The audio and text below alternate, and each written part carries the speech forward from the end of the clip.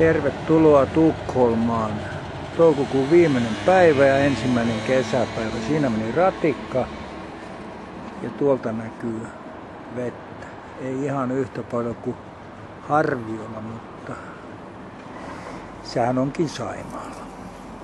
Pienenä väliaikatiedotuksena teille kaikille, että nyt on uusi kamera käytössä. Ei ole varaa kameramiehiin, niin täytyy turvautua omiin käsiin.